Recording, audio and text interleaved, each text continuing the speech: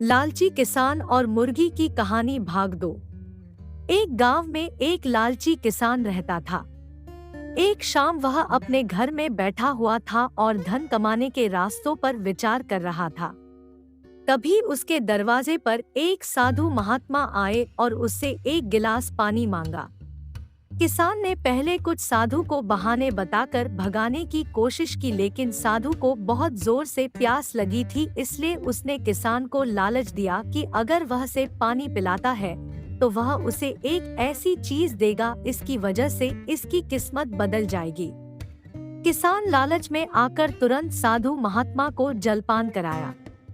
इसके बाद साधु महात्मा ने अपने वचन के अनुसार उस लालची किसान को एक मुर्गी भेंट की और उस किसान से कहा कि यह होगी जब तक तुम्हारे पास रहेगी, तुम्हारे घर के सभी सदस्यों का विकास होगा और किसी भी कार्य पर घाटा नहीं लगेगा। किसान को एक गिलास पानी के बदले मुर्गी का सौदा बिल्कुल भी बुरा नहीं लगा। उसने उस मुर्गी को रख लिया। धीरे धीरे समय बीतता गया और किसान तरक्की करता गया। किसान का पिता गांव का प्रधान बन गया तथा किसान का बेटा शहर में कोतवाल की नौकरी पा गया। स्वयं किसान के पास ढेर सारी जमीन हो गई और उसका जीवन ऐसो आराम से बीतने लगा। एक दिन वह अपने घर के आंगन में नीम के पेड़ के नीचे बैठा हुआ था। तभी एक सेठ उसके पास आया और उससे दुनियादारी की बात करने लगा। बातों ही बातों में सेठ ने किसान के आंगन में घूम रही मुर्गी की तारीफ की और उसे खरीदने की अपनी इच्छा प्रकट की। किसान ने पहले तो मना कर दिया और सेठ से कहा कि वह इस मुर्गी को नहीं बेचेगा। यह मुर्गी उसे किसी साधु ने पुरस्कार के रूप में दी है और जब से यह मुर्गी मेरे पास आई है तब से मेरा विकास बहुत तेजी से हो रहा है। जब सेठ को इस बात का पता चला तो उसने भी मुर्गी खरीदने की जिद ठान ली और मुर्गी की कीमत दुगनी करता चला गया। हर बार किसान सेठ को मना करता गया, लेकिन आधे घंटे बाद सेठ ने किसान को मुर्गी के बदले 10 लाख रुपए देने की बात कही।